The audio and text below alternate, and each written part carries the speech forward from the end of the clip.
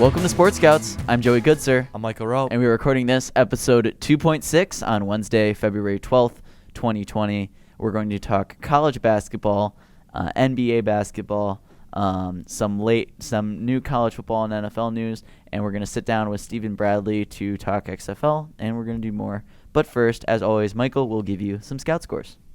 Yeah, last night's thriller, boys basketball defeated Warren off a skyhook buzzer beater from Stephen Young. The final is 53-51 in a great game, and they'll travel to Waukegan on Friday, or is it next Friday, I believe? Or is it this Friday? Or I think it's this Friday. And then, so girls basketball has a home game against Zion Bennett tonight.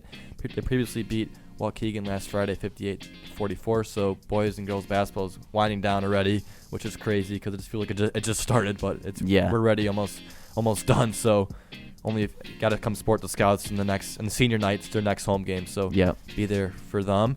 And boys hockey has a playoff game versus Deerfield tonight at home. They most recently won 5-1 over Highland Park on Saturday. Wrestling has sectionals on Friday at Deerfield. Boys swimming has conference at home Saturday. Girls gymnastics has sectionals this weekend starting Thursday at Mundelein. Boys diving has conference at Warren on Friday. Girls hockey has a second of two games against Lake Forest Academy tonight at LFA. So that's what I got. And also for girls basketball too, when their senior night is, I'm not sure yet, but we'll get that for you. I think it's got to be around. They may have already had it. I know boys are having theirs on next Tuesday. I know about that. They actually might have had it already. That'll also be senior night for Poms and cheerleaders. Yeah. So we'll make sure to shout out any other sports too that doesn't have their senior night yet. So we'll make sure to let you know. As always. Thanks, Michael. That was Scout Scores. If you want more on the latest in LFHS sports, check out the latest articles on the 4 Scout. We got a lot out because of recent signing day coverage. So we got Matthew Garrett's general article on signing day, but then we also have a Caroline Graham profile, a Sam Volt profile, and a Charlie Aberle profile, which is great. Basketball and gymnastics coverage too. Shaw has a kind of article profiling boys basketball and like the younger members of the team, which is cool. There's an article on Olivia Witt's comeback from injury. So a lot of different things going on. So if you didn't hear the sport you wanted to hear or we screwed out somehow, just send in the scores and informative news to sportscoutspodcast@gmail.com so Michael can give it a shout out. Let's move on to national sports with Show Me What You've Got. So for me, my Show Me What You've Got is basically Michigan basketball as of late because they were really, really sliding off, and they just recently had a very, very crucial rivalry win over Michigan State. Final score was 77-68. And really, I think the biggest thing is having your best player healthy, at least for this team, makes a really, really big difference. Having Isaiah Livers back was by far the biggest part of this game and biggest quality of this game. So that was a big thing. We're going to see how they will do now with their full team together. They've obviously done well with their full team together in the past, back in January when they were winning. They were unexpectedly winning these really big games. So we'll see what happens going forward. They're going to be in town tonight at Welsh Ryan against Northwestern. Unfortunately, I can't be there, as I always can't be there. I'm always annoyed by that. I'm never able to go to this game. But yeah, so that'll happen, and that's big. As far as Michigan State goes, should mention that Michigan State just ended their coaching search with Mel Tucker becoming head coach, which I think is a very, very good hire considering all of the craziness that was happening at Michigan State and in their athletic program between their board of trustees saying a bunch of crazy things, both about Luke Fickell, Mark D'Antonio's increasingly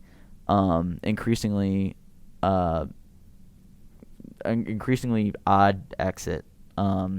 Based off of what we're hearing, so that was a lot of abrupt things happening, a lot of kind of poor management happening. So it's good to see that they landed on their head and they got Mel Tucker because, as of last night, even what I was seeing was serious people saying, Brett Bielema and Jim McElwain were the top candidates, which is pretty laughable, to be honest. So I think that Mel Tucker's a decent hire. So we'll see how that goes. Yeah, I got to know him well when he was the Bears DC because he was my old neighbor actually, and cool. he was a very high class guy. Their family was just they were really great people, and I'm really happy for him that he was able to. I mean, even when he left Georgia to go to Colorado, I was really happy for him then. But to go to the Big Ten now is phenomenal for him because that's where he started his coaching career, was at Michigan State after he graduated, and I think definitely by far the best candidate they could have gotten because He's based off the other names that were rumored around the program to possibly take over.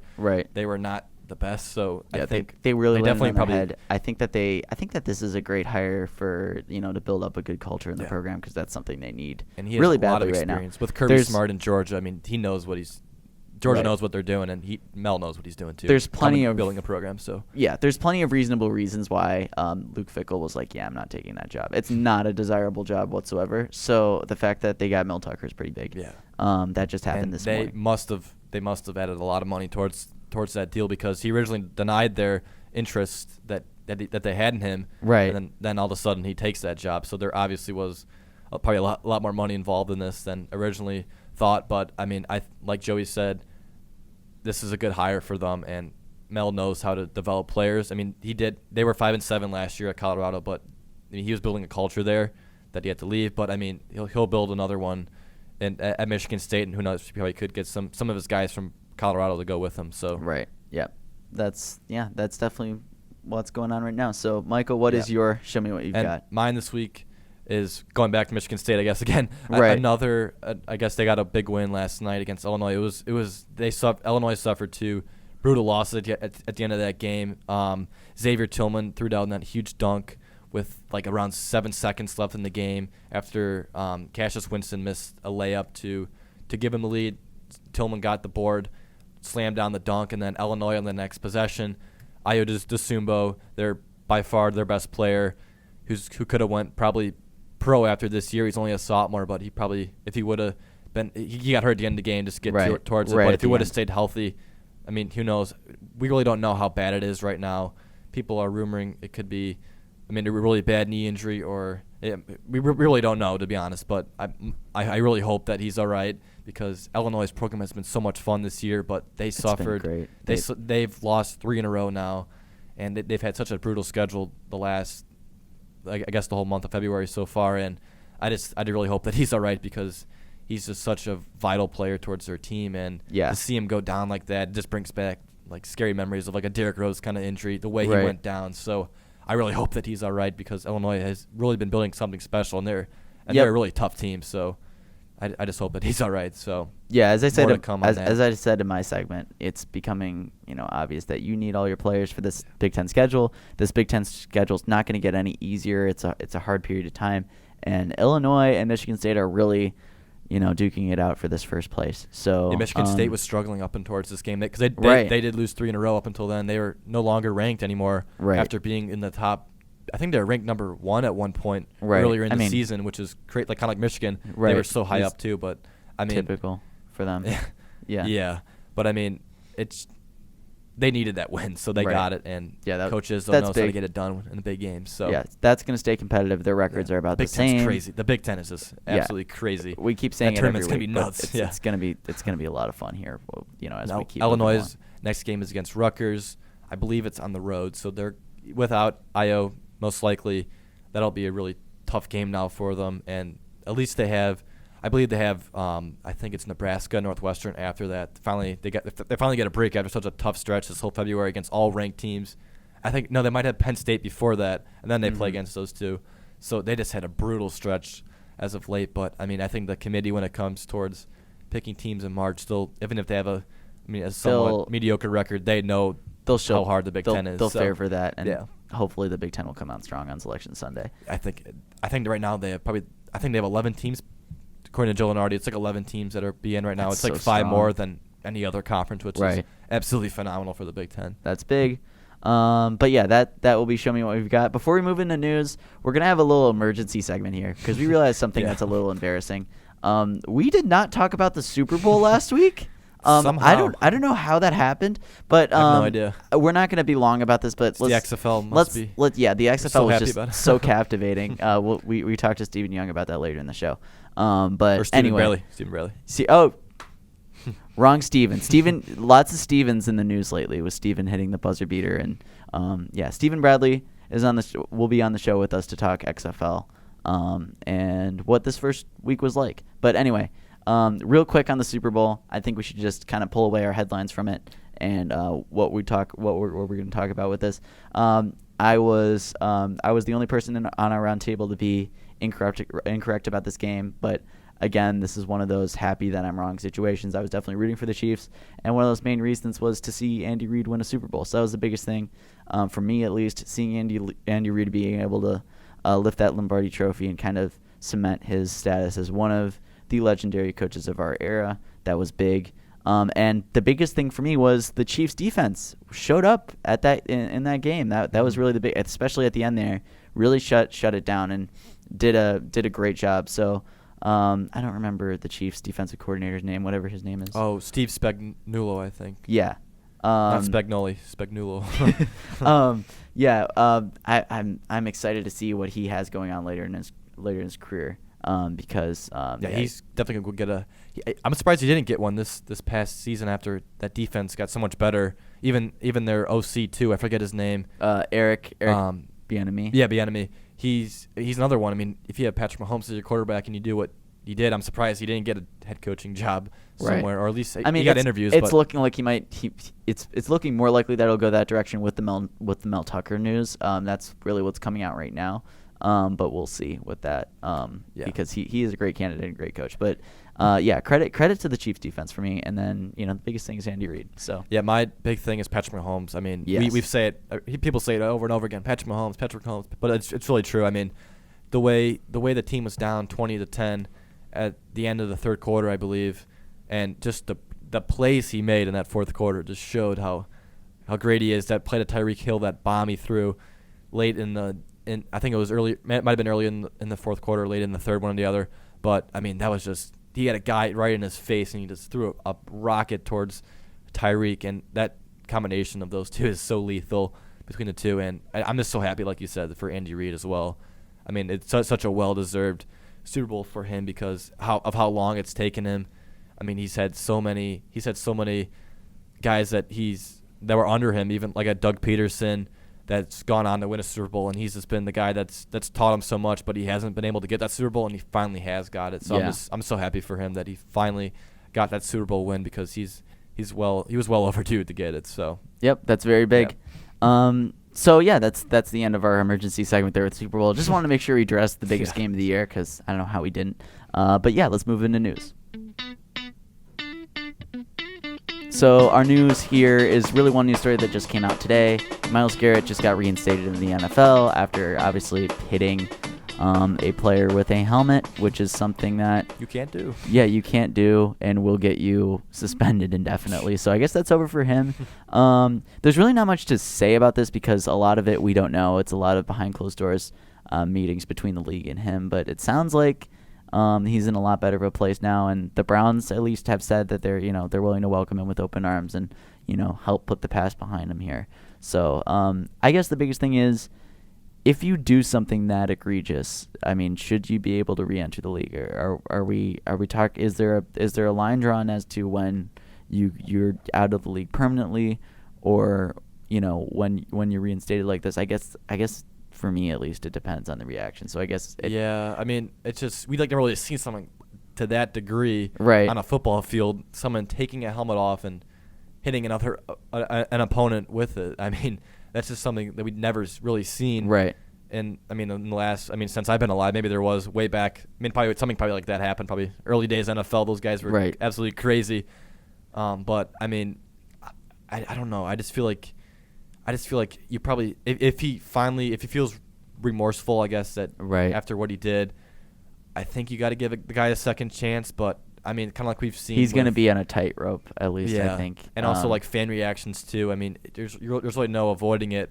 People are going to have strong reactions towards it. And we all know the NFL makes decisions a lot based off of reaction. So the reaction was big enough to suspend him indefinitely at the time, and I think things have calmed down more recently. Yeah, so. But I think people, they're like we've seen. I mean, if something like this happens, opponents, fans of opposing teams are gonna have their own words for him when he goes to their home stadiums. But I mean, that's just inevitable. It's gonna happen. I mean, even there's like other guys that they just hate that are really good. That happens too. So I mean, stuff like chirping like that's gonna happen. So I just hope that he's in a better place with his life right now, that he's able to work it out, because that was a pretty rough stretch for him since when he got suspended, and there was just so much there's just so much hate going around the league for him, and I just hope that he's able to put that behind him and then have a fresh start this next season. Yep, for sure. Okay, let's go into our Let's Sit Down segment with Stephen Bradley to talk XFL. We'll be right back. It's time for victory. We making history. We the new big thing, ain't no mystery. Believe me when I say the big game's on. Better tune in, that new thing about to take off. Ready to face off, look me in the eyes. I'm so game ready that I'm all up in your mind. Ready for the battle, we preparing for the war. Give them just a taste, I swear they want more. Hot sun, bright light, no time to waste. Tonight's the night. Fast pace, highlight, leave it all on the line. Just the way that you like. Suit it up, and we ready for war. All right, welcome to our Let's Sit Down segment. We are here to talk XFL with Force Scout staff writer Stephen Bradley. Stephen, thanks for being on the show. It's awesome to see you here. Glad to have you. Thanks, dude.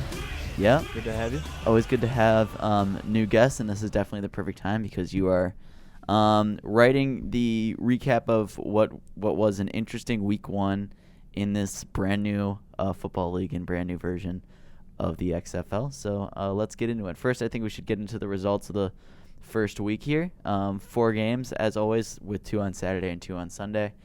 Starting with the DC Defenders beating the Seattle Dragons 31-19. The Houston Roughnecks beating the LA Wildcats 37-17. And then on Sunday, the New York Guardians taking care of the Tampa Bay Vipers 23-3. And the Seattle Battlehawks taking care of the Dallas Renegades 15-9 to end the weekend. So those were your results from this first week. And I think, just to get started, I feel like it was met with a ton of praise. Actually, somewhat surprisingly to me, I thought there was going to be a little bit of divide over how this first week went, but I think overwhelmingly positive is what's coming out of this. Yeah, to be honest, I thought people were going to kind of take it down the crapper the original, because, that was just so gimmicky, and people just got so sick of it after the first game because at that point it just wasn't football. Right. But I think McMahon really took the actual football aspect into it, and really the fan input that he took, which I thought was just goes a long way from how it first came out. And I feel like that's what people were just pleasantly surprised how organized the league is, and how they're trying to just be super transparent to the football fans. So I feel like that has to do with a lot of it, and I think we'll go into that in a little bit. Right. About the coaches talking right to the skill players, and how you can basically just hear everything. Because I thought the review system, because some people get a little touchy with how Actual transparency. Exactly. Yeah. It's you're oh my god, this is taking 15 minutes. What's going on? It's now you can see what's Right away. going Yeah. on. Right. I like that a lot. Yeah. There's so many things that I like with that. I do think overall, Vince McMahon did a great job defining what his new vision was. Yeah. Taking enough time to build the whole thing up, because it was a 2-year process, which I think was extremely smart. Having the Football Advisory Network is definitely showing off for sure, and I think what they're delivering is a great product. As far as the games, the biggest things coming out of this, I guess definitely some exciting teams to look at for sure. We'll have to see what happens. And I think also having guys like Steve Levy in the first game on ESPN, and then Kevin Yes. Burkhardt, that was really good addition for them, because those are just two the top.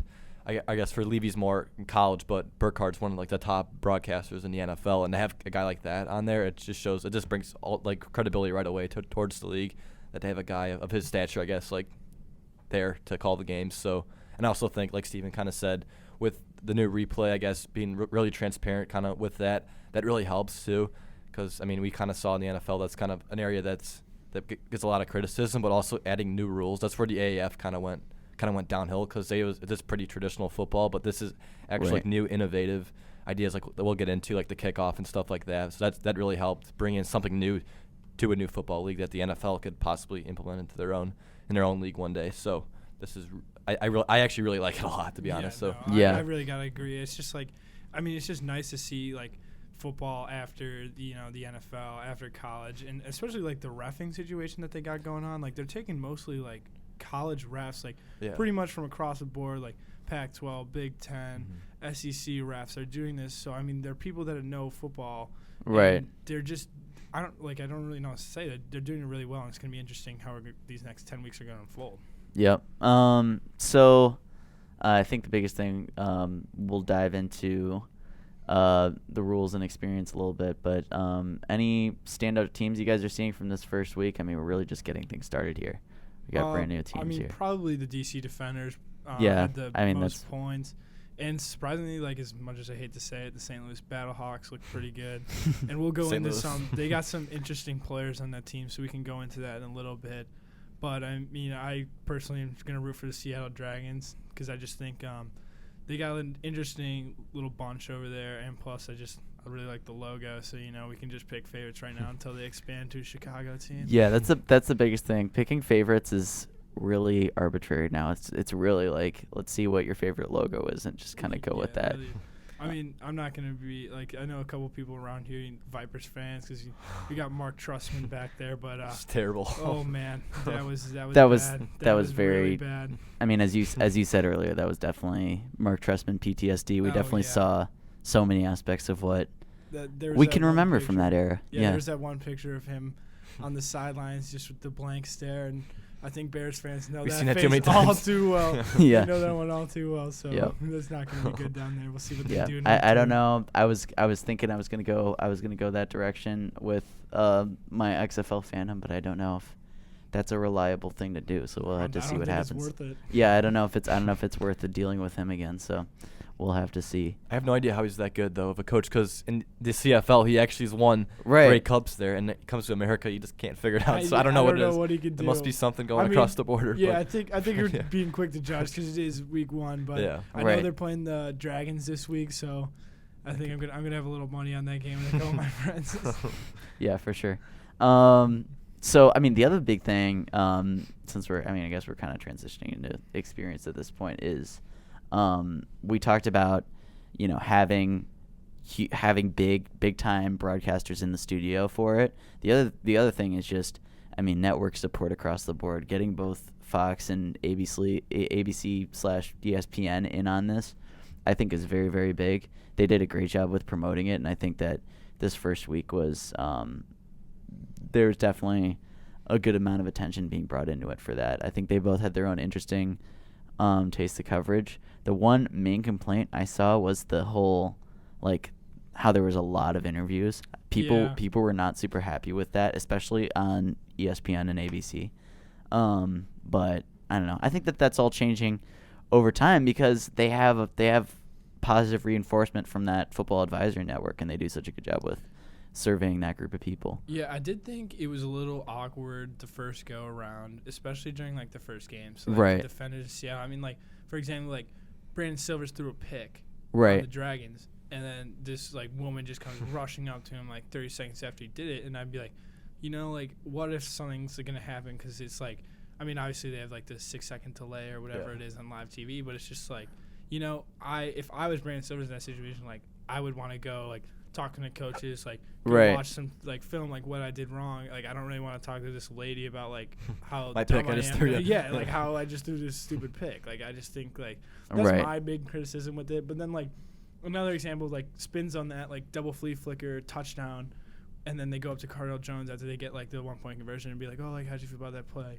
And he's just gassed. Like, they're just out of breath. Like, they can't even give you a response, which is I thought was pretty funny. Right. I mean, that's all gonna, figure itself out over time. Subject to change. Yeah, I mean, that's the biggest thing is, they'll figure out where the separation should be and where, the interaction should be. I thought that I give him credit, though. There were something new. Right, there are positive aspects to it. I mean, I think being able to hear the coaches talk, I sat down and, actually listening to, I mean, I got to hear a lot of it because Pep Hamilton used to coach at Michigan, and they had a huge special on him and the entire program, and so it's interesting to see how his coaching has transitioned into the XFL. So it's cool to see a lot of that.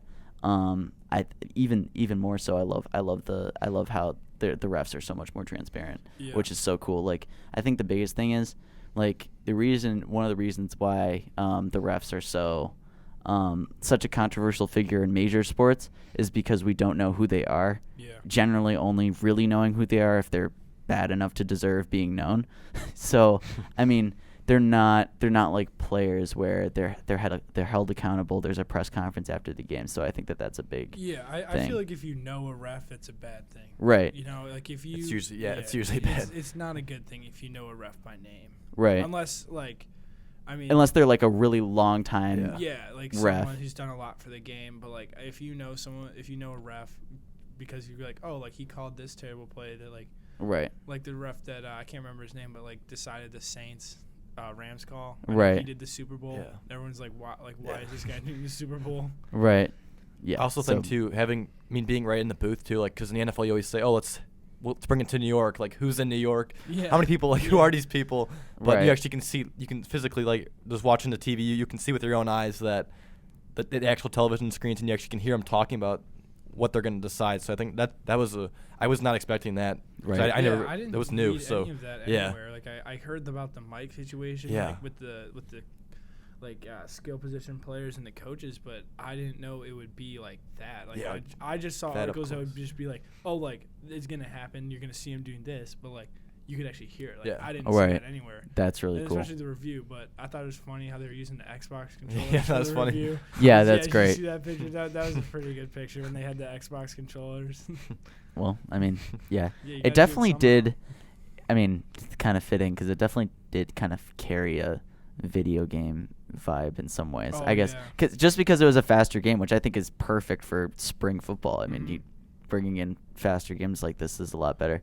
I mean, I guess that should transition us into talking about the rules. I mean, obviously that's the foundation of what the XFL is what rule changes are they going to bring in, and how's that going to improve or change things and change the game. So what was the biggest rule that you thought really stood out as either a good beneficial change or a bad change? Honestly, the extra point options, which Yeah. I thought were very interesting, and I thought that just brings like a lot more like depth to the game. Like I mean, football is like you can do endless things in that, but like now you have options. There's for how so you many wanna, more like, possibilities of what you can have happen. options about how you want to position yourself in the game. Like say you score a touchdown right away, and you're like, you know what, like we have this great momentum. We scored right off the bat. Like let's go for 2. Let's go for 3. Let's like draw the lead. So like let's just make the league Even big. greater, I guess. Yeah. No, Yeah. make the league big. So then we can just keep going, keep trucking along, and I thought that was really interesting, and also the kickoff. Like I know you were really interested in the kickoff. So Yeah, I think the kickoff is potentially the best thing they're going to do. The biggest thing about the XFL, the original XFL, was all of the rule changes and style changes that they had, and seeing what the NFL will develop. Obviously, the biggest thing that they ended up taking was the sky cam. The sky cam is now so common, and that was an XFL thing. Which people didn't like at the time. Right. Which I thought was funny because now you see that in everything. Like you see that in It's basketball. super like, normal. Especially now in college basketball, I see a swooping sky cam. Right. Like, that's becoming a new thing. And like all of that, like people were like, oh, like this isn't football. Like I've never seen this, but now you see that that's a part of every game day. Right. So I think the biggest thing that has potential to be developed more widely is this new kickoff system. Mm-hmm. It looks a little weird simply because we haven't seen it that much, but I think that it's the best way to keep the play in the game, because I do think it's an essential play for the game, but at the same time making it so much safer. Yeah. Also, it actually makes it more exciting. There's a lot more interesting kickoff plays with the way that that's set up. It does give the returners better chances. Yeah. So and it I incentivizes like that the a lot. kickoff. Yeah. Because it lets them, because they're like, well, I can't drop this, so this is, they're going to be on our 45. Right. Yeah. No, I love that play. Yeah. So that's the And biggest one for to me. go back to Steven's point, like the sky cam, just thinking back this year for the Bears, even like that Cordell Patterson touchdown he brought in, that was with the sky cam. Oh, Yeah, so that was- sky cam shot is people That love people are that. still watching. Yeah, that was was so cool. awesome. And then also, like Steven said, with the the conversion now, so there's no extra point, just to reiterate. Yeah. So then it'll be, you can get 2 points, or you can attempt a 1-point conversion from the 2-yard line, a 2-point conversion from the 5, and a 3 from the 10. So that's, like Steven said, like you can add, I mean, if you're feeling really good about yourself and you just scored a touchdown to, let's say, go up by 10, you can add even more towards that league. Let's say you want to go from the 10-yard line if you're feeling really good about yourself. So I think that's a really cool addition. Instead of just usually just kicking an extra point, it adds a lot more excitement towards the game. So, and it could really make or break games too, because instead of having that extra point or whatever, you're up by 7, now you could really expand it out, and then there's a really low probability that the other team will come back. So yeah. Mhm. Any other big rules to reflect on? I mean, I think the biggest one going forward, at least for me, is I'm going to be interested to see how coaches incorporate the forward pass, because the that's double forward interesting, pass yeah. is by far the most the most gimmicky of all the rule changes. Yeah. So it'll be interesting to see how they incorporate that, because it's like you could either, as a coach, you could either work with that really extensively and really like revolve your playbook around that, or you could use it as a trick play.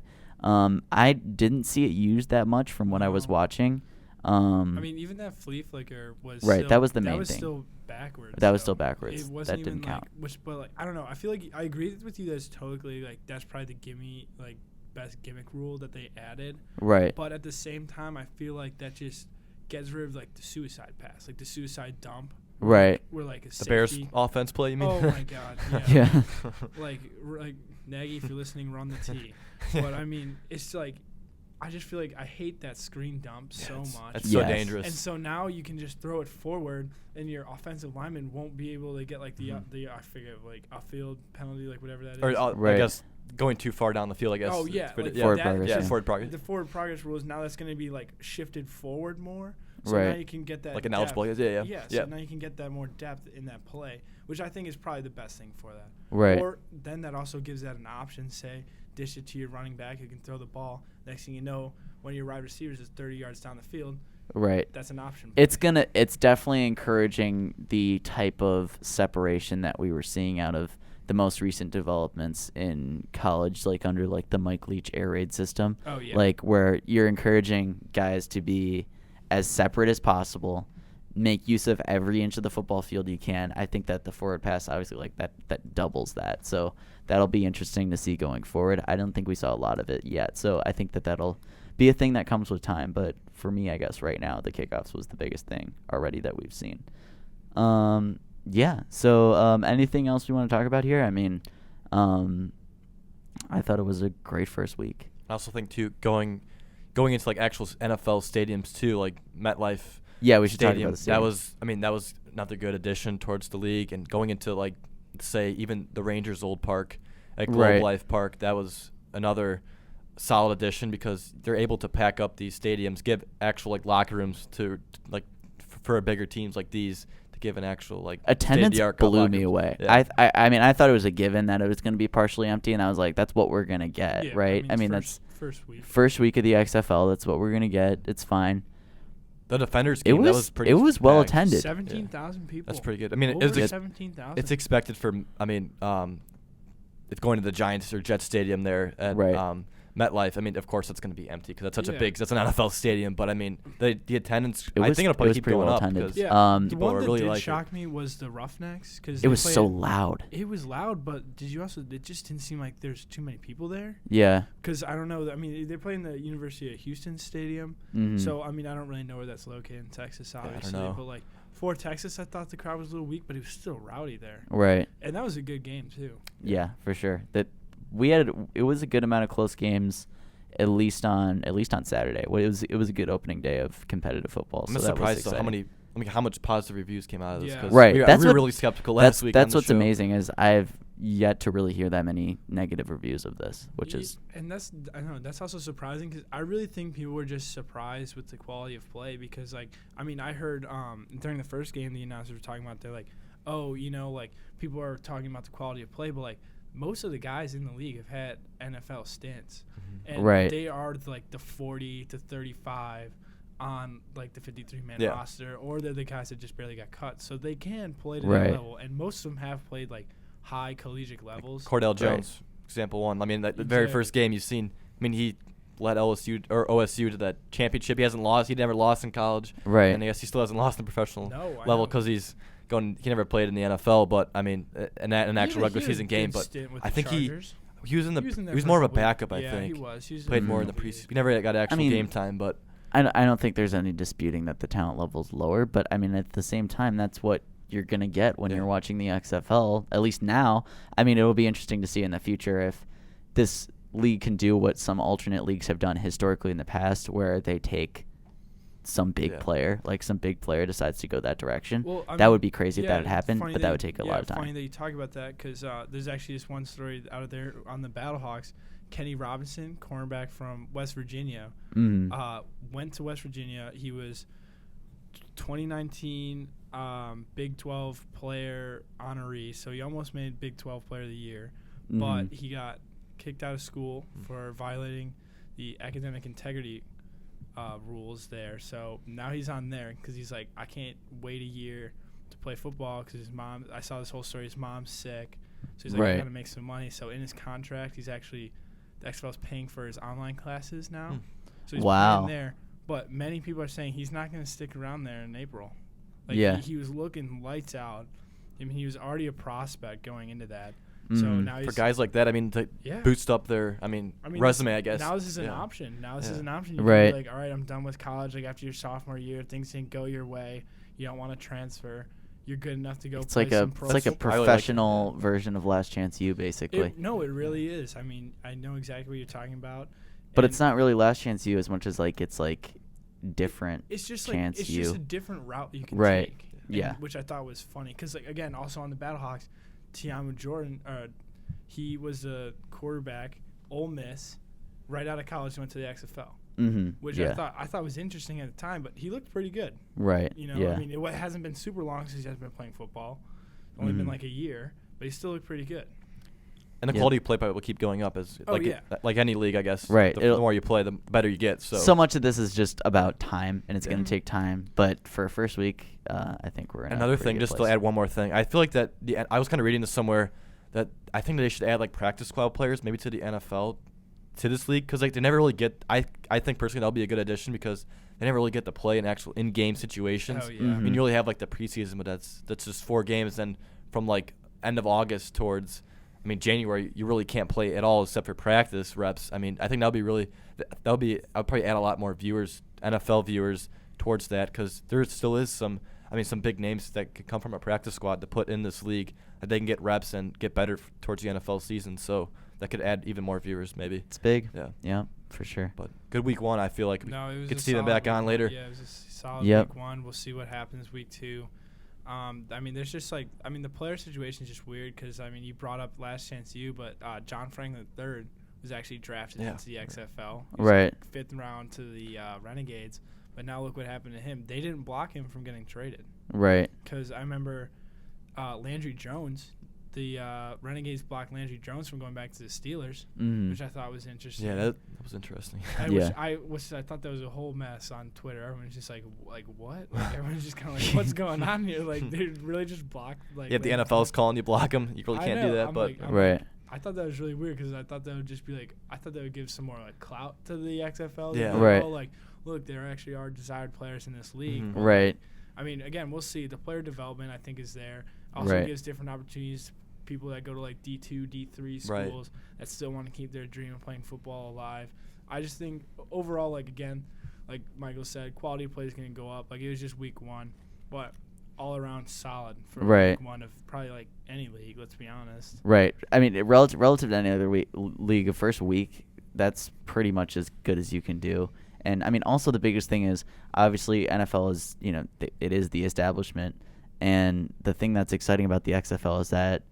I think they're so open to evolving and changing as people suggest things, and that's an exciting thing because you know that it's going to get better if there's going to be that system. So that's exciting. But yeah, anyway, first week of the XFL. We got this next week coming up. Let's check out these matchups. What do we have? We got the Guardians against the Defenders, which is an exciting first game there. Tampa Bay Vipers against the Seattle Dragons, as you said. And then on Sunday, the Dallas Renegades against the LA Wildcats. And lastly, the St. Louis Battlehawks and the Houston Roughnecks. So those are still on ABC and Fox, right? Right. So this week it goes ABC, Fox, ABC, and then the last game will be the first XFL game to be on FS1. So, They did all the big national networks this first week because it was the first week. But now it's going to start to normalize as far as that goes. But still, both the ABC Disney people and the Fox people both buying into the XFL, which is very, very interesting. So anyway, Steven, thank you for being on the show. This was awesome. Thank you, Steven. Yeah. Guys. We'll get you back on later in the XFL season, and Right, for hopefully sure. it keeps working out because Yeah. we really like it, all three of us. So It's exciting. It's exciting when you get to see new players. You get to see Marquette Kings back. yeah, another one. Yeah, he's mean, another I think- former NFL player that probably should still be in the NFL. No, Right. Exactly. Yeah. I mean, it was tough when he went to the Broncos. I mean, I thought Pat McAfee was going to kill that guy that that made the punt go into the end zone. Yeah, that was a beautiful punt. That was awesome. First XFL player to get cut, probably. Yeah, honestly, Yeah. let's be honest. But thanks for having me, guys. Yeah, This thanks, was fun, Steven. and Yeah, hopefully we can do this awesome. again. Thank you. Sounds good. It's getting hot in here. It's getting hot, hot, hot in here. And we about to burn them up. It's getting hot in here. It's getting hot, hot, hot in here. And we about to burn them up. So courageous, be the greatest, breaking out them cages. Outrageous the way we blaze this. All right, welcome back. Just want to let you guys know before we get into our Just Wait Till Next Week that Your Scouting is still a segment that we want people to participate in. So make sure you send in your questions for next week at our number 224-544-9330. You'll hear me open the voicemail box for you, and then you can leave any questions you have or any comments you'd like to make. So that's open for you, and we're going to move into Just Wait Till Next Week. All right, so I have two Just Wait Till Next Weeks. My first one is Hockey Day in America on Saturday. I'm looking forward to hockey picking up. I talked about that last week. Some exciting hockey during the day. At least, you know, the Hawks and Red Wings are obviously not doing that well. The Hawks had just kind of hit a losing slide here. That's probably going to close things out for their playoff chances.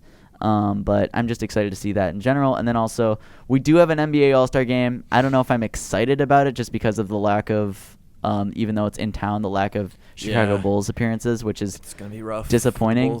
But there is a new system that we're going to see in the All-Star game that we talked about recently, honoring Kobe Bryant and making things different and exciting, I guess. So that'll be cool. It's a shame, though, how bad the Bulls are. I Yeah. mean, we were in the same spot like 3 years ago when the Bulls, I think they have the exact same record right now that they did 3 years ago when they were saying that they were going to go full-on rebuild. And then Right. come 3 years later, they'll be in a better position, and they're in the exact same spot that they were. So it's just been terrible to watch them play. Yeah. There's only really one guy that's really stood out, and that's been Zach LaVine. And Right. That's about it. their record is 19, like in 35 right now. So Right. that's really it, and it's I kind mean, of sad. You guys have heard me say this a million times on the show. The Bulls are not bad as much as they're just non-existent. I forget that they're there. Yeah. And I guess so does the NBA because the All-Star game is coming into town, and not much doing from There's them. no so. hype there at all for the Bulls. So Yeah. they just need to please finally get rid of Garpax and That's the biggest thing. Just get rid of please. just get rid of that establishment. So that's it. far too long of that. Michael, what's your Just Wait Till Next Week? XFL. We talked with Steven about that, but I want to see how week 2 goes. I think that it was a really good start towards that new league because we've seen with the AAF, like we talked about with Steven, it was a pretty much a failure after 1 week more or less because the funds weren't there. There was no really broadcasting that was notable names like we've seen in the XFL already. We have Kevin Burkhardt, Greg Olson's there, Steve Levy, guys like that. Yeah. And it's been really organized. They have stuff in place like new rules, actual money going towards these players because we've seen a contract like in the AAF. There was there were salary problems. I mean, they have things in place. They, like you said, they took 2 years to get this going, and they really worked out all the kinks before the league started. And I really like it. So I want to talk more about that next week. And then with baseball we'll season see if we coming see up, any notable changes because they're open to that, which is Yeah. cool. With the Football Advisory Network, I'm happy to say I'm a member of the Football Advisory Network, which is cool. They've been doing a good job sending out surveys, and I've been putting in my input, as I'm sure many people have. And it looks like they're going to be a lot more susceptible to being able to take that and change things for the better. So that's going to be really cool. and also baseball too. I think games are starting already next week. So here we go. We're getting ready, and the Red Sox don't have a manager yet. Yeah. Which is crazy. Yeah. But we'll probably get more into that. We talked about the Astros last week, but there's a lot going on with that still. There's just so much around the league. It just impacted so many franchises like the Mets because Beltran was there, and then of course the Astros, it's impacted them. Yeah. And there's just Next been so many teams Saturday will be the Cubs' first spring training game against the Oakland A's. We'll see David Ross. We'll see David Ross as manager, which will be interesting. So Yeah, that's still Th- kind of weird. that's the only way to define this Cubs season coming up here is interesting. So we'll see. Yeah, we'll be very, and hopefully we can actually watch games because the Marquee Network's The not on Marquee Xfinity Network is yet, going to be so. yeah. So We'll they see. better figure that out. Yeah, they got to get that together. It's already February 12th, so Yeah, we're running out really of time we're here. sitting and waiting on that. So Yeah. yeah, that's all we got for today. Congrats for sticking through as always and listening to this whole thing. We appreciate it. Subscribe to listen on Apple Podcasts, Spotify, Google Podcasts, Breaker, Pocket Cast, or Radio Public. Give us a positive review. Leave comments. Interact with the show. Subscribe to watch on YouTube to watch. We finally got a video back up, which is great. And of course, read the Forest Scout. Things are back in action here. Lots of articles. Great caucus coverage from Casey Murray. Great. Carson had another one up too. Carson had an opinion column. If you want to see him, A lot of basketball the stuff water up. cooler still rolling out. Yeah. I talked about that with local sports. There's a side-by-side debate on the Bulls between Peters and Shaw, which you should check out. Movie coverage because of the Oscars, college corner, so much different local and national stuff. So check that all out. The gear shout out I want to give this week is to PodBean. I know that they're not a sport, but I want to use this as a way to give a shout out to both boys and girls basketball for going through ups and downs and still having Two really good teams. Two really good, exciting seasons between the game last night and overall. So, PodBean has been new, a decent section of the home schedule and has not seen a loss yet. And, that's definitely a compliment to two great teams. So, wanted to give them a shout out. And, get ready for another week of Sports Scouts next week. And in the meantime, we'll keep on scouting. See you next week. See you next week.